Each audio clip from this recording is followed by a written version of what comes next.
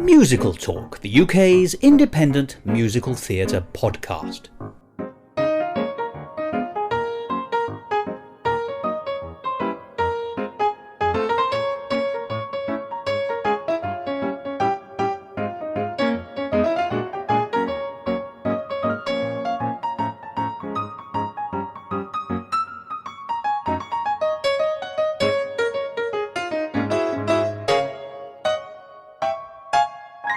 Hello and welcome to another edition of Musical Talk.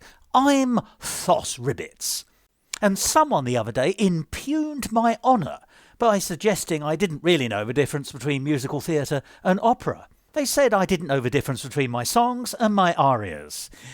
At least I think that's what they said. Well, arias are very much the bread and butter of what we're going to be talking about today, because it's my great pleasure in today's episode of Musical Talk to introduce to you a third helping of a conversation I've been having over the years with one of the great musical performers that I've had the pleasure of meeting and knowing over some time, and his name is David William Hughes.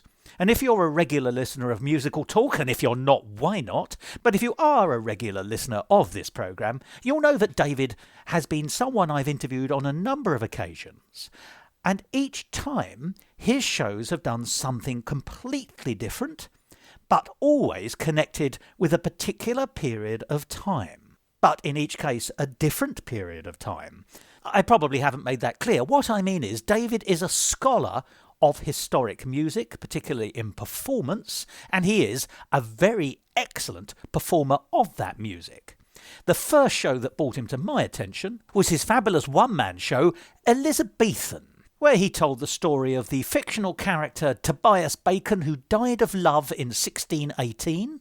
And through the prism of that show, David was able to perform songs from the Tudor period, that's the 16th century, and the Jacobean period, that's the beginning of the 17th century. He then followed it up with a show called Wit and Mirth, which was about songs from the 17th century, mostly taken from Thomas D'Urfey's book called Wit and Mirth, which was a collection of songs from the latter part of that century. So as you can see, what David was doing was moving from the Tudor and Jacobean period to the post-Restoration period, the late Stuarts. And that has sort of become David's MO, his modus operandi, because he's moved forward another century, this time into the 18th century, to bring the world his one-man version of Pergolesi's 1733 comic masterpiece, La Serva Padrona, which was first presented in Britain as the Maid-Turned-Mistress. And you may remember an Edinburgh version a few years ago called the Secretary-Turned-CEO. And so in just a minute you'll hear a conversation with David about his production of La Serva Padrona, which I caught at the Edinburgh Festival Fringe in 2022. But it was more than just a one-man telling of La Serva Padrona. There was a framing device, and we'll hear more about that in the conversation. But here's the blurb from the advertising at the 2022 Edinburgh Festival Fringe. Since 2020, coronavirus threatens to kill opera. Can David save it with his one-man production of La Serva Padrona? Baroque meets funk as the social order is turned upside down in this new English version of Pergolesi's 1733 comic masterpiece. Now, David is a very modest man, but it would also be true to say that this version of La Serva Padrona by David was also a comic masterpiece. And it was a comic masterpiece not just because of its core work, but because of David's take on it and his magnificent virtuoso performance, playing all the characters. It really was a triumph. And whilst I've enjoyed all three of David's historic music shows, I think this one is the one I like the best. The man is an amazing talent, and that talent is backed up by amazing academic quality. He knows what he's talking about, but not everyone who knows what they're talking about can do it. David certainly can. And I hope that you'll get a sense of that in the following conversation that I had with the incredibly talented David William Hughes.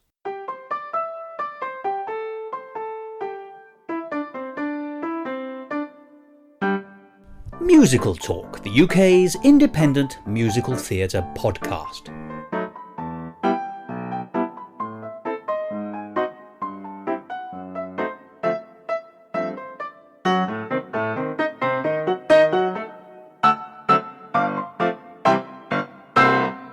I'm David. I'm doing a show called La Serva Padrona, which is originally an opera by Pergolesi from the 18th century, which I adapted, rearranged, and perform here at the Fringe. Now, David, first of all, I'd like to say it's always good to see you at the Fringe, and you are now a Fringe stalwart, a regular, and you're one of those people who I know always serve up a really accessible, really interesting, really funny show.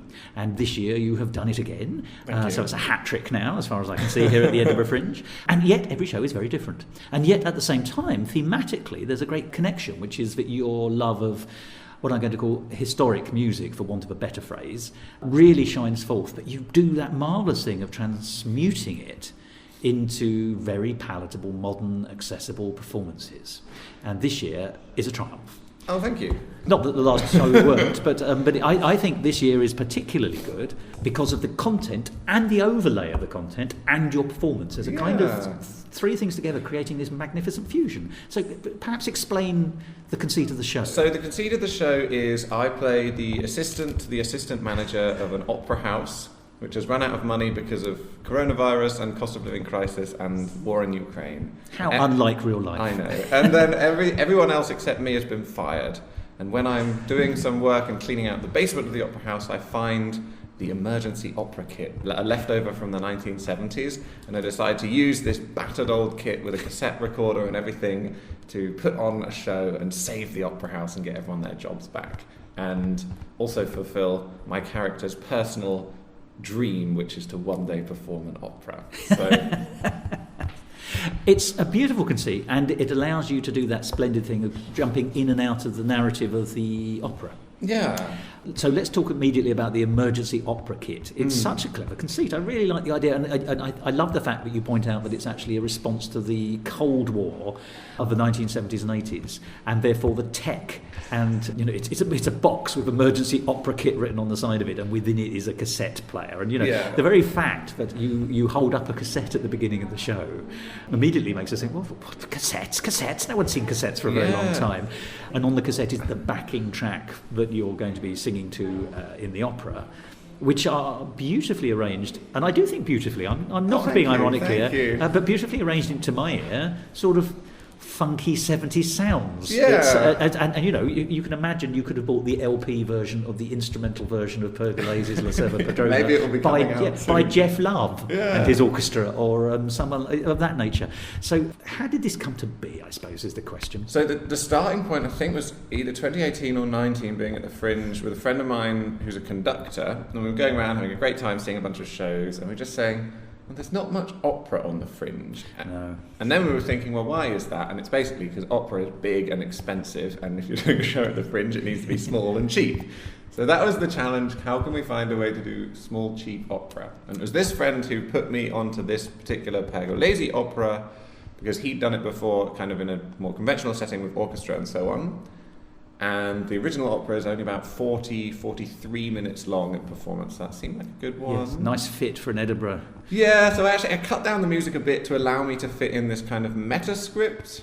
And then I had the idea of the meta script quite early, because I like in opera you've got two levels, the arias and the recitatives, and then if you have a spoken play as well, you've got a third level, which is just nice. Yeah, you're right, actually. It's all layered, isn't it? Yeah. Yes.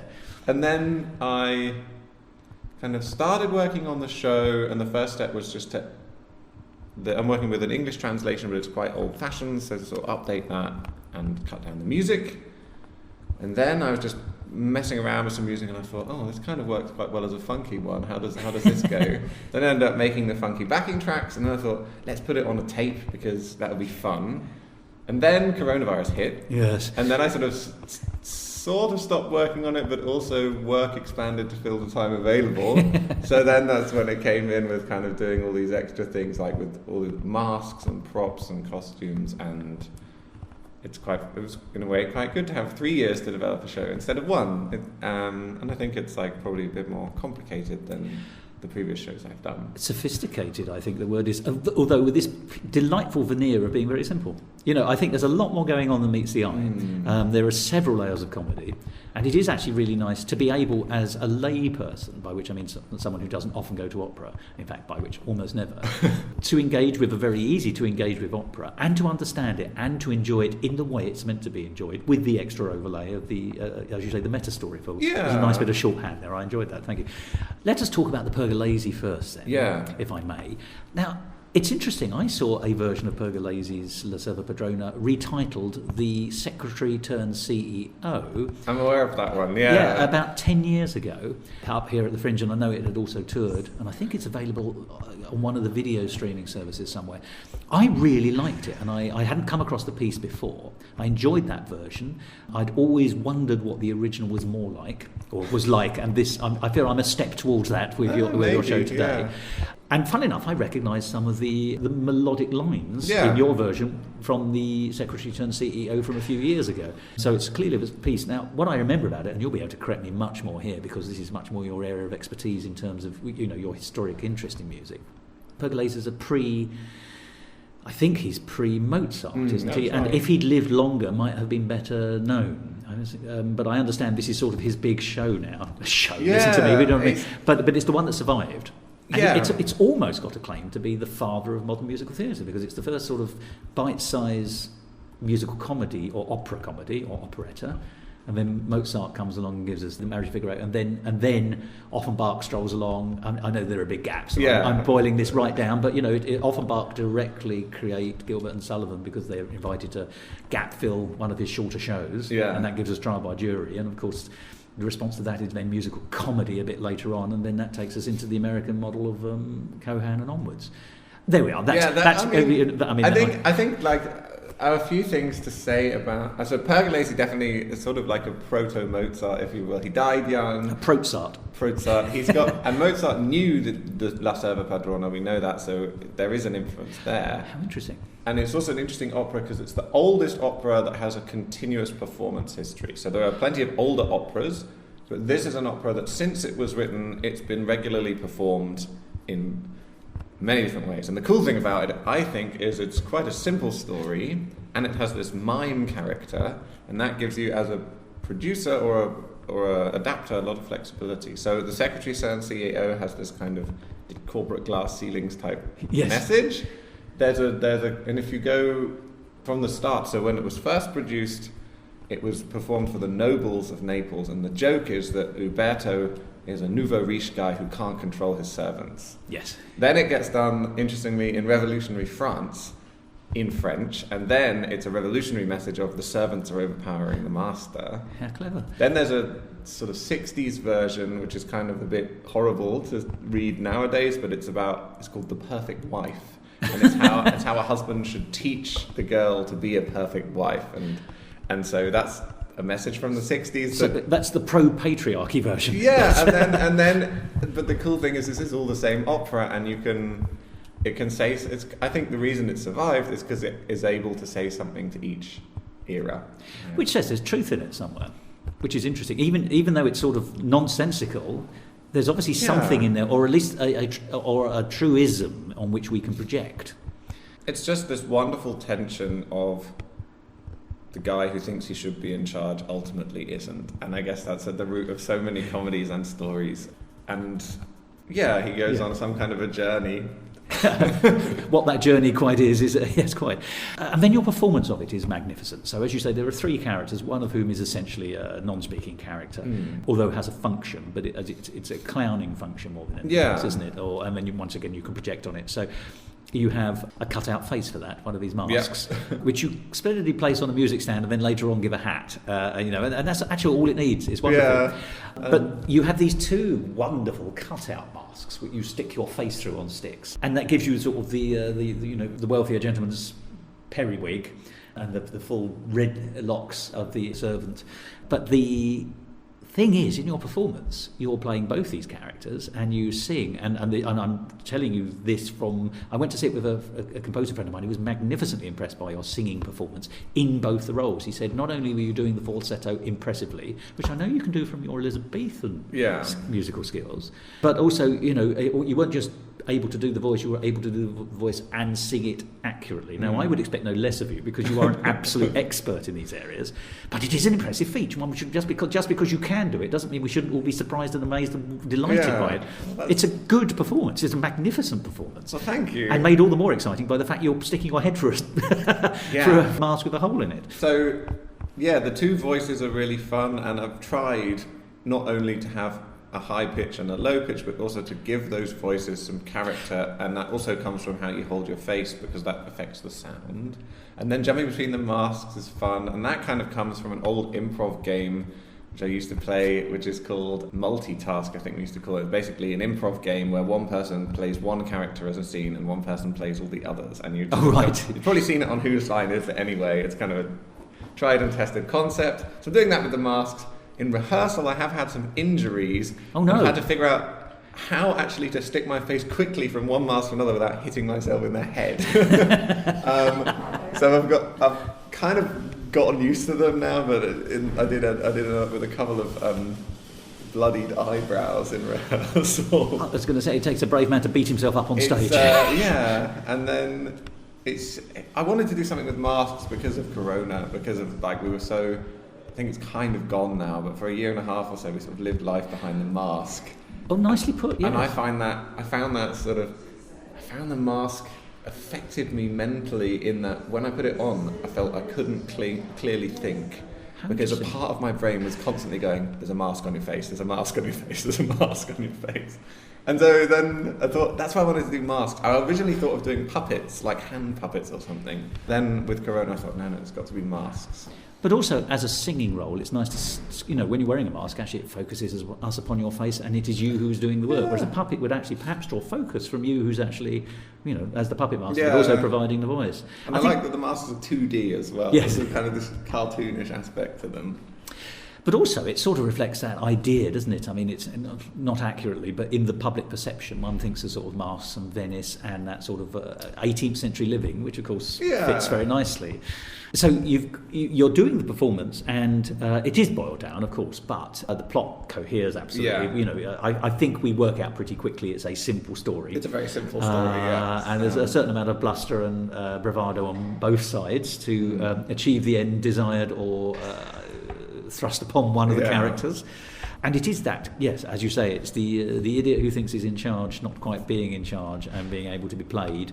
So I think it's a good piece to have revived or to do the latest adaptation of, just because it's a tried and tested show and opera, and I think you've done it justice. Thank you. But you've done it justice in your way as well, this is the thing I like. A David Hughes show has David Hughes' flavours all the way through it. And whether you like it or not. But I do like it, and that's the wonderful thing about it. Good. You have a bubbling sense of humour, which is tied very strongly to a great expertise. And actually, the humour can obscure the effort of the expertise. I don't mean we see the effort. What I mean is it all looks so easy when we watch it, and it looks like you're just, it's so easy to you. But I know it must be a lot of work, and that's craft and professionalism. You really put it across. Yeah, I mean, definitely in terms of the build-up and preparing the show, it was a lot of work. Hours spent revising the score, arranging it for different instruments, recording that digitally, and then getting it made into tapes. That's itself was a whole process, and all you hear at the end is like a backing track, and you think, well, that's that then. Gladly done, but that was quite time-consuming. And then in performance, compared to the other shows I've done, it's definitely a more vocally challenging show. There's a wider range of notes to sing, and it's pretty much constant either singing or speaking for 45 minutes. I've built in one or two pauses where I can grab a sip of water. Yes. But it's also, and dancing and moving and being very sweaty. And props. Let's not forget props are a thing. Yeah. And they are, they're a tangible thing. You've got to move props and touch props and store props and you're interacting with the audience and props. Yeah. So it's kind of, there's a lot going on, and hopefully it comes across. I think it does come across well, but it's definitely a tiring show to perform, vocally speaking, at least. Yeah. Oh, I can imagine, and it's also been terribly hot, this Edinburgh Fringe, in a way that none of us have ever known. I'm sweating. I'm coming off stage drenched every day. So. Well, you're not alone. The audience are doing the same, and we're sitting there. We're passive in comparison. Now, one of the great joys that you bring, I think, is your ability to connect with an audience. You can do stand-up as well as sing an opera. You can perform. You can make historic songs, and we've discussed this before. That your two previous shows, Wit and Mirth and Elizabethan. Elizabethan in particular was saying that some of the way that Elizabethan music works is different to our modern ears, where actually the Wit and Mirth show is 100 years later, and we understand the way that music works from then on, so it's easier to access. So you're very good at expressing and connecting and engaging an audience in what you're doing, whether it be the material that you're showcasing or your own material and your own interactions as a personality. I think these are marvellous skills, by the way, and a rare combination. But when did you think, I need to have a bit of an audience back and forth in this show? Because you could have just said, I'm just going to do the Serva Padrona. Yeah, that's it. Well, to be honest, I kind of came at that question from the other direction. In that, in my Elizabethan show and my Wit and Mirth show, I had a lot of audience interaction, to the point where the audience were on stage for most of the time in Elizabethan. But and one criticism I had from critics and sometimes from friends was, that's great, but there's a lot of room for it to go wrong, right? If you have a very productive and cooperative and funny audience, then it's brilliant, but sometimes you don't. And no, that's true. So I wanted to, with this show, I still wanted to have that audience interaction, because I just enjoy the way that brings people into the enterprise and brings them on board. And gives energy as well, doesn't it? Yeah, and it works. And it's also just a useful device for me doing a one-man show to get some plot going on by having someone to play against. So in this show I try to do that, but to a lesser extent. So not necessarily having people on stage, although that has happened, and just having the audience play a vital role, but a bit more of a scripted role, perhaps. Within a framework. Yes, quite.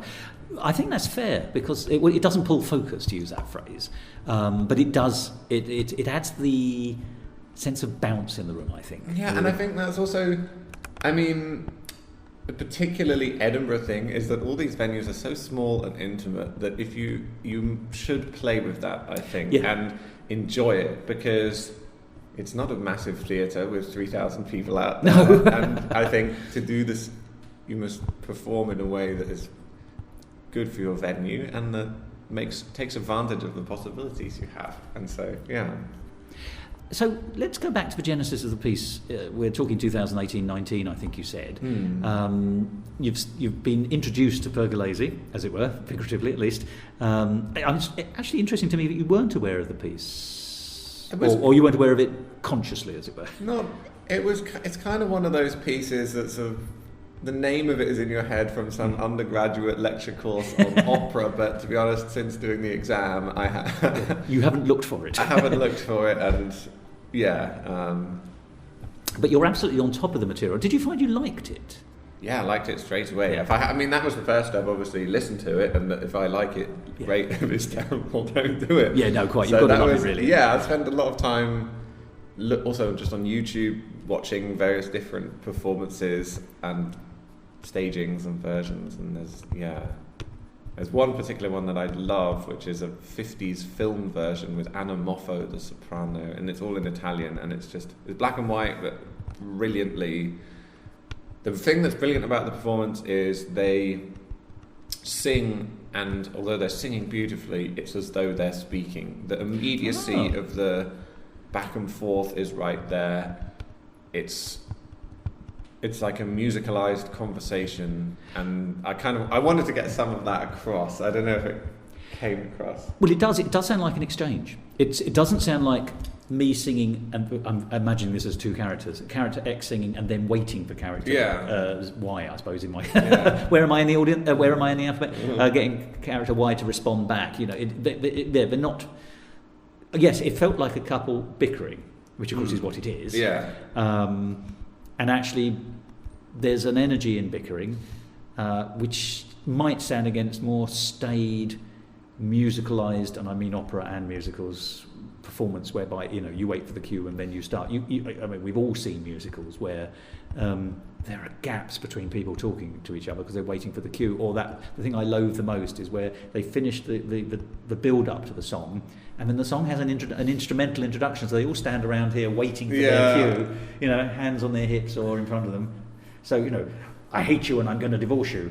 Dumpty dumpty dumpty dumpty dum. Oh, don't do that. Yeah. What?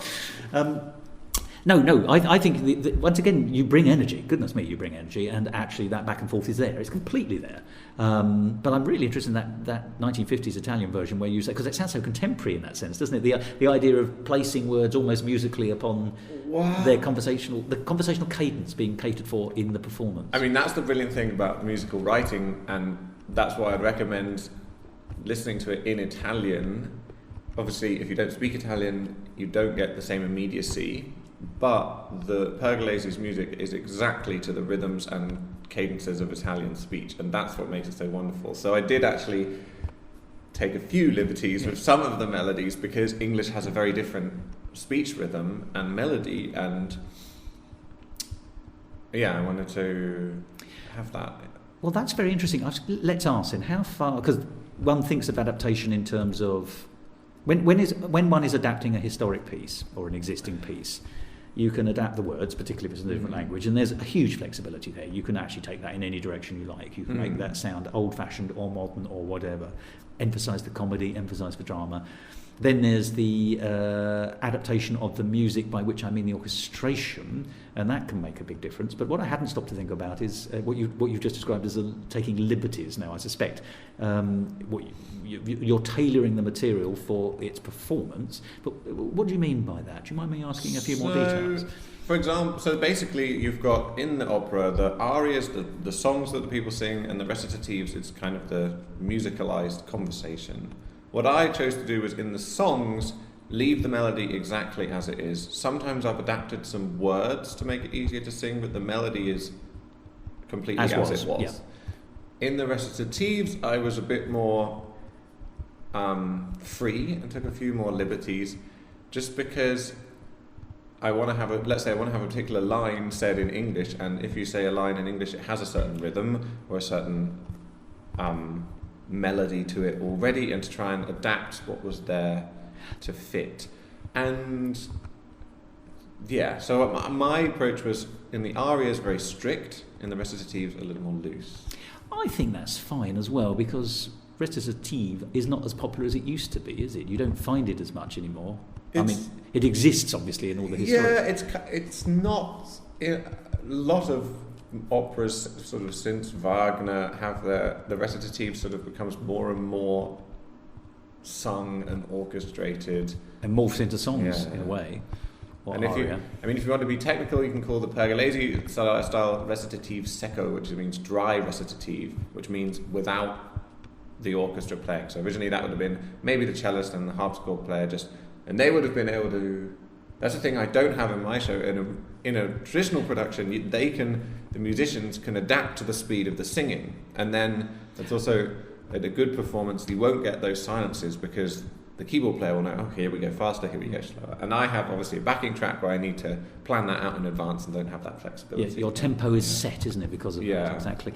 But once again, forgive me, that shows your versatility. That actually, there are more constraints in this, just because it has to be. You can't have an orchestra because who's got the money and the space and the time,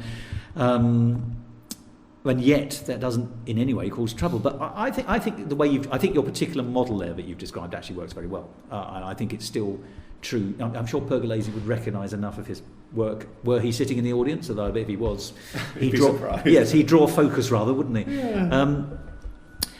But then the overlay, the meta story, which I rather like, has just a soupçon of satire in there, and also it has a lovely absurdist sense. The idea that opera was going to be saved in the event of a Cold War conflagration by a box in the basement and a cassette player.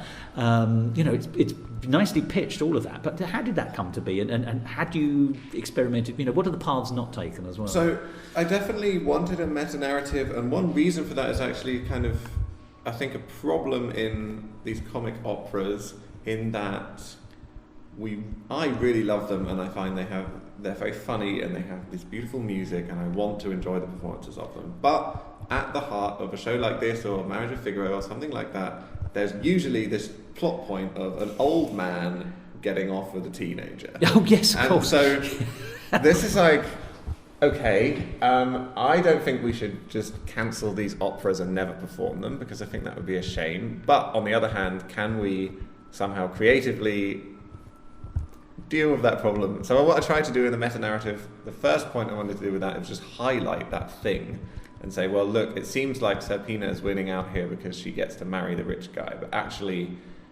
the reality is she's maybe doesn't have that many options in her society. And I think she's using the limited leverage that she might have, that she's got, but it is limited quite. Yeah. And you say that overtly. So. Yeah, and I think it's like, I think it's a good balance to be able to say that and then still enjoy the opera and just have in the back of our minds, oh yeah, well, this is a fiction born of its time, and this is a problem with it. And then then I decided to have the meta-narrative, and originally I wanted to do the show actually not as a solo show, but with another singer, and have the two singers then have, as the couple in the opera get together, the two singers are actually married and then divorced. That was a path not travelled. Then when Corona came, I was like, well, I can't really rehearse with anyone else or anything, so let's make this a one-man show. And then once I had this idea of a one-man show, I needed like a convincing backstory. Why is it a one-man show? And that's when this idea of like the emergency opera kit came in. I must say I was influenced by a couple of other companies. So in Boston, I saw a very good version of Cosi fan tutti, which dealt with the old man, teenage girl thing very well. And also there's a company in Boston called Opera in a Box, and they go around to different theatres, and that's what I'm doing really as well. They don't have an emergency opera kit, but they have a box with all their props in, and they go and do opera in the pub or something. And I liked that. I just like that sort of idea of having a box with everything you need. But yes, why not borrow some of the best ideas? And particularly, as you say, true evergreens will always be reinterpreted. I mean, this was your very first point I think we were talking about, that actually, and that means being able to recontextualise where necessary and to overtly state, here's the context, please be aware. Yeah. But if you can put a comic gloss on that, so much the better as well. You've made your point, and you've also got, there's fun to be had. Yeah, exactly.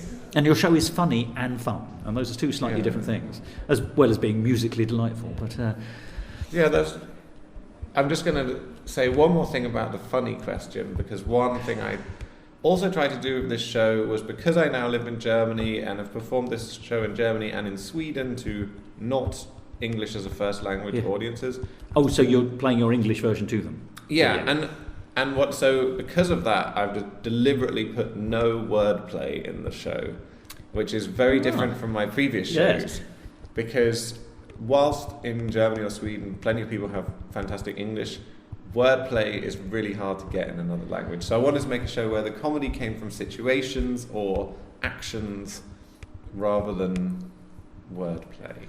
And that's quite a conceit, because that is such an, those of us who speak English as a first language, that is so much about idiomatic back and forth, isn't it? I mean, you wouldn't make a joke about arias and graces just because it's such a meaningful thing in English, but it wouldn't translate in a pun version. Well, you wouldn't necessarily pick it up as a pun, I suppose. No, and I think it's been quite nice sort of deliberately avoiding wordplay, because it makes you think about other things and how to write a convincing script that is funny but doesn't have gags in it. So, well, you're a very exuberant performer, and I don't suggest that the corollary of that is an unsubtle one, because I actually think that's not true at all. I think you underlay a lot of cleverness and subtlety and sophistication, but there's also a kind of easy gloss on what comes across. You can take it as, here's a very funny man doing some things from a box, or you can say, oh, this is actually quite layered, as it indeed is. Did you find that constraint, therefore, of saying, I'm not going to do this kind of wordplay humour, the language stuff? I mean, you've almost answered it already, but was it constraining, or was it actually oddly freeing? I think it was freeing, because there was then no pressure to be funny. And that's also, I found a difference doing this opera show, which is kind of an opera that is comic rather than a comedy show. Yes. It's less important if people laugh. And therefore, when you're performing, I found it a little more relaxed because I'm not waiting for laughter at any specific points. If people laugh, that's great, and sometimes they laugh more, and sometimes they laugh less. But it's not like the main point. No. Although it is lovely, I think, that if you like, the interaction elements such as there are, and they're more constrained on this occasion, but they're still nicely absurdist. You know, there's some good stuff with a mop. Yeah. There's a magnificent thing you do with the Daily Telegraph, if I may say. Yeah. I think that was terribly funny, you know, in the creation of making a hat. I think that it's terribly good stuff, and so it does lighten the mood. Not lighten the mood, that's a terrible thing, because it's a light thing already in that, or deceptively light. But I do think it gives it that lovely profile. There's a bit of everything in there. Yeah, okay, good. What has the audience taught you about the show? I like asking this question because, as you know, it's a reciprocal thing, and particularly in an intimate show, and you were talking about the intimacy, but the audience normally will tell you what they like and don't like, or sometimes things come out which you think, oh, I don't think I'd actually spotted that there was a joke there, or a laugh line, or actually that bit's falling dead, or they really responded to this bit of the opera. You know, what's... Yeah, it's really... It's hard to say because it's actually been very different every day. I think the day you came, or possibly another day, people did a lot of very sympathetic, which that's only happened on one day. And then I feel there are some days where people mainly laugh at the script parts, but then there are other days where people mainly laugh at the opera parts. Isn't that interesting? And maybe that has to do with if there's some opera fans in the audience, which I know they have been, they're kind of more attuned to when to laugh in an opera. And I think this is like a kind of interest. It's operas and Shakespeare comedies, they have this thing of you'll go and no one will laugh at all, apart from a few set specific joke points where people know, this is the joke in the show. We've reached that point. We laugh here. That happens in Shakespeare performances, I feel, in an opera. So there's just like these good. So I don't know. I think audiences have generally been very friendly. I haven't had, and I think that's the difference from also stepping away from comedy slightly, is comedy sometimes can bring a confrontational audience dynamic in, I'm sitting here, I'm waiting for you to make me laugh. Give us your best. Yeah. And with an opera, that's not there. That's fair. That's absolutely true. Although this is at the comic end of the opera market, isn't absolutely. it? But I think people go and see a comic opera with different expectations than they would go and see a comedy. That's true. Yeah. I don't know. But because I've been talking about it being funny, because I did find the day very funny and very engaging, but I suspect I'm just using my words clumsily, when in fact what I mean is light-hearted. Because it's a very positive... I used the word bounce a little bit. I like the fact there is a sort of a positive bounce all the way. Yeah. I think much of that positive bounce comes from you, and also your magnificent costume choices, okay, which we'll talk about in a minute. Yes. But it's a very particular look. But actually, it's funny. It's you are, as you say, you're the assistant to the assistant to the assistant, essentially a kind of caretaker character. Yeah. And you are in these quite striking blue dungarees, and I don't know why I find dungarees but terribly funny, but and they're not denim dungarees, they're that sort of shiny workman material, if you like, which also brings out these sort of bright colours, and it's the brightness of that I think is almost symbolic for the show. It's bright. There's definitely a colour theme going on with bright colours in the masks as well. The dungarees are mainly there because there's a sort of deception at the end of the show where a tape breaks and I needed to have a piece of clothing with a front pocket. So that was actually the main reason for getting dungarees, was to have this pocket on the front. Your sleight of hand. But I do kind of like that kind of wearing sort of, for want of a better word, workman's clothes. It's like somehow emphasising the sort of artisanal nature of creation or something, and it's like, I think it's like kind of like Bertolt Brecht or something, being very of the people or something. I don't know. But the main reason for the dungarees is actually to have a pocket on my chest. But forgive me, but in that description you've also mentioned something which I think was also very important. You touched actually upon the interrelationships within the world of opera performance and opera support, if you like. There's quite a lot of there's a lot about collaboration in this, ironically, for a one-man show. Yeah. I think you're very good at smuggling in some lovely little food for thought here and there.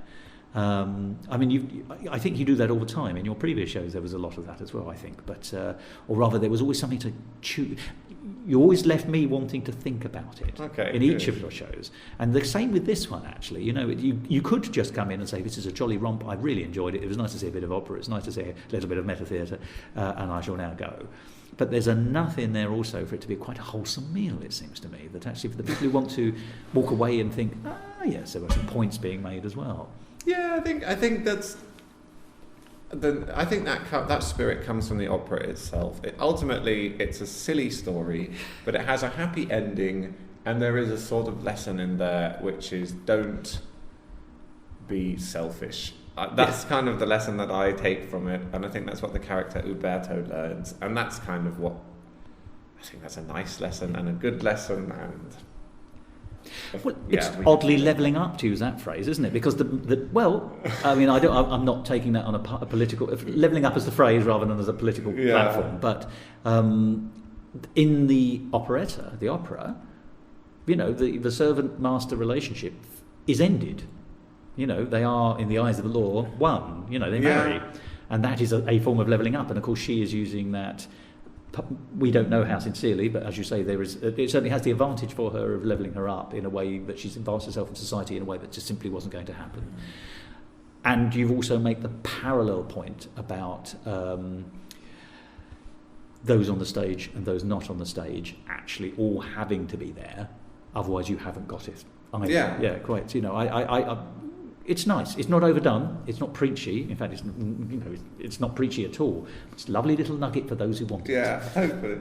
The other thing I'm thinking about this now that is an inspiration is a book called, I think it's called The Volcano by Susan Sontag. Oh, well, there's a name. And it's a novelisation of the wife of Lord Hamilton, Lady Hamilton, who became Nelson's mistress. Yes. And this actually also happened in Naples, so there's a connection to where the opera came from. And it's a very interesting book telling the story of how she got involved with Nelson from her perspective, sort of semi-fictionalized. But she also has it's a real life case of someone who's a servant marrying a lord and going up in social station, but then of course she has many problems after that and not being accepted. So that was something also that was sort of running through my mind as part of the process. Yeah, that is interesting. I mean, in her case, of course, however, she does get a form of immortality. Yeah, it's a kind of, and I think she and Nelson were happy together, and they had this kind of ménage à trois in which no one seemed to have a problem, but it was the outside world that was disapproving of that. Yeah. Gosh, well, there's some modern parallels to be drawn there. But that doesn't really come into the opera. No, not at all, but you're right. That sort of Naples milieu and how it was described was very interesting, yeah. But it's always nice to set a sort of a context chronologically as well, actually the things were... From a Victorian point of view, from their very narrow strictures, that would seem louche indeed, wouldn't it? Whereas actually from, I like the Georgians. I've always, in British history, I've always liked the Georgians because actually they don't care. Yeah, they're not... There's no false pretense there, or rather there is, of course there is. Every society is based on false pretense in some senses, but there's a lot more earthiness going on, I think, and it's more acknowledged earthiness. Yeah. Anyway, moving on. I think we may have we've tangentialized. Now, David, I've got to ask you because you are a fixture. I've said it as much, but obviously you've moved since I've last seen you.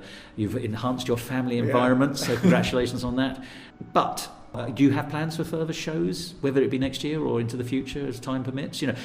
Your shows are always worth seeing. They're always interesting. You take something from history and you make it live again, and that's actually that's a fabulous fabulous thing, and you make it live in the most engaging way. So I'm hoping you're going to say, yes, I've got 12 new shows. Well, I'd say I have ideas and projects coming up. I think this will be my last Fringe for a little while. Oh. Partly because of having a baby and just that being not so compatible with coming to the Fringe. No. At least maybe when he's a bit older, we can come all together, like in 5 years or something. And also just from having moved to Germany, I don't want to spend loads of time developing English language shows. So my next creative step is more in a purely musical direction.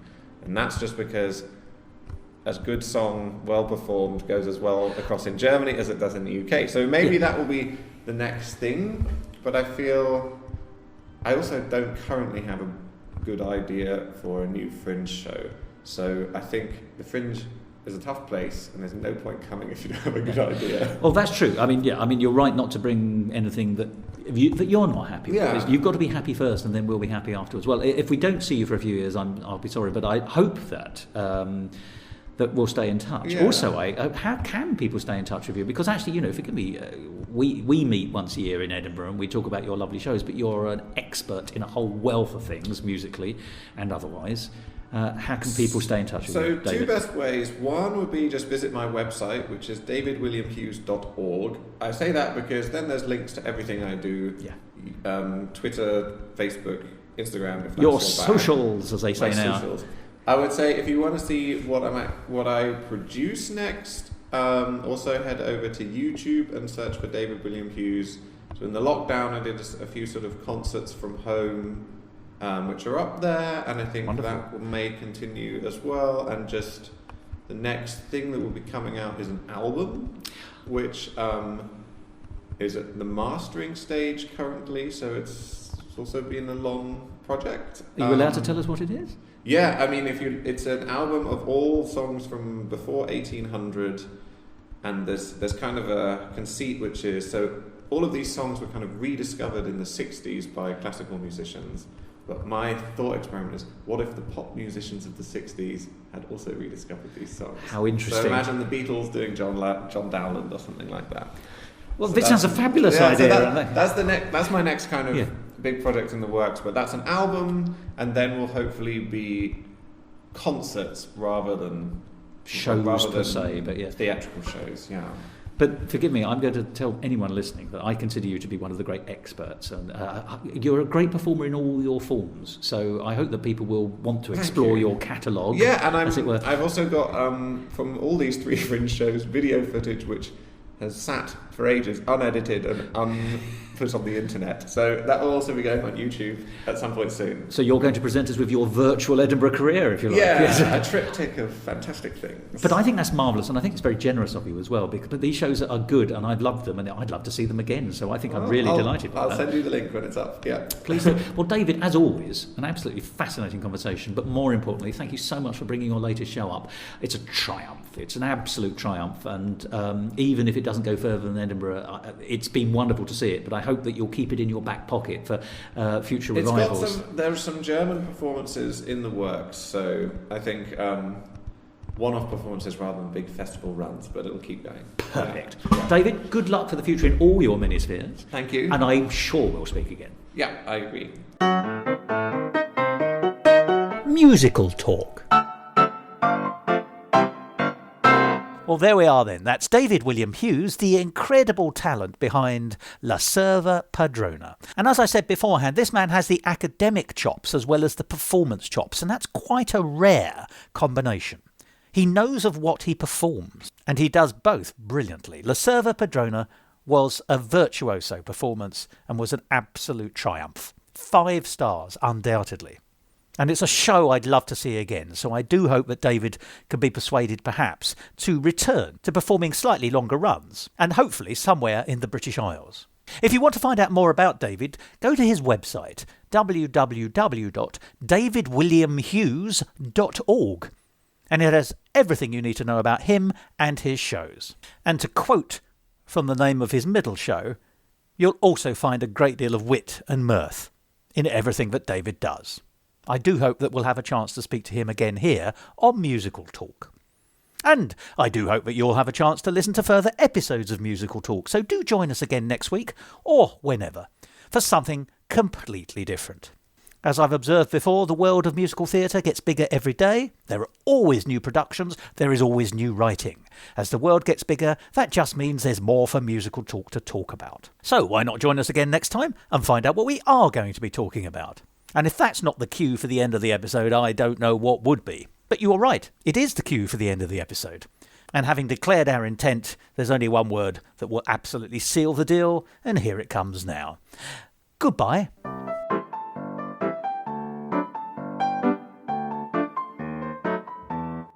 This episode of Musical Talk, edited and presented by Thos Ribbits. Copyright Musical Talk 2024.